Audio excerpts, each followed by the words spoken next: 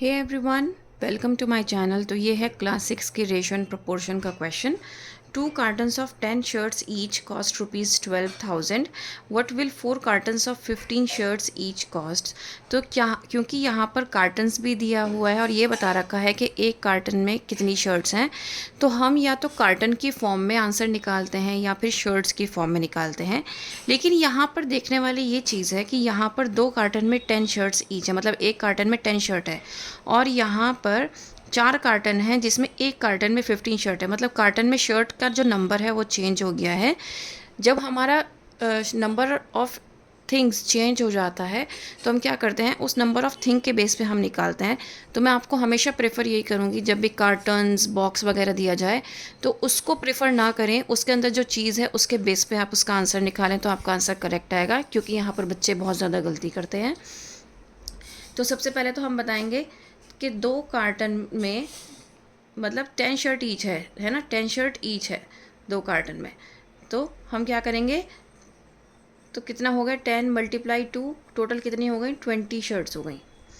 अब यहाँ पे 4 कार्टन में कितनी शर्ट ईच हैं, 15 शर्ट्स ईच है ना।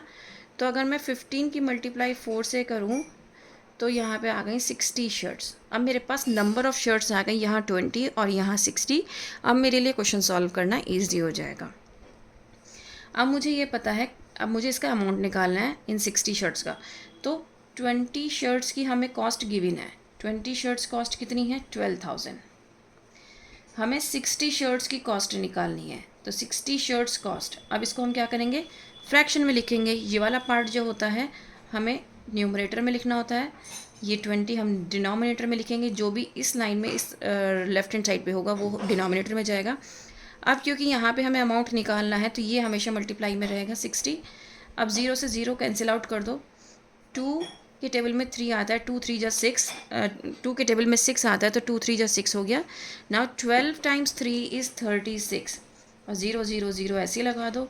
तो इसका मतलब है कि उसकी कॉस्ट कितनी हो जाएगी, 36,000 रुपीज़ हो जाएगी 60 शर्ट्स की कॉस्ट। ठीक है, पहले आपको कार्टन में कितनी शर्ट्स हैं वो निकालना है, उसके बाद ये सॉल्व करोगे तो इजी हो जाएगा, वरना बहुत ज़्यादा कन्फ्यूज़न क्रिएट हो जाएगा। कभी भी number of box, number of cottons के बेस पे नहीं निकालना है, क्योंकि हर बार आपको जो नंबर उसके अंदर गिवन होंगे ना, बॉक्स के अंदर जो शर्ट्स या कोई भी चीज़ होगी वो उसका नंबर डिफरेंट ही होगा और जिसकी वजह से आपका आंसर रॉन्ग आने के चांसेस हैं। तो इस तरीके से ही आपको क्या करना है, आंसर निकालने की कोशिश करनी है। प्रैक्टिस करो, ज़रूर आएगा। That's all, thank you.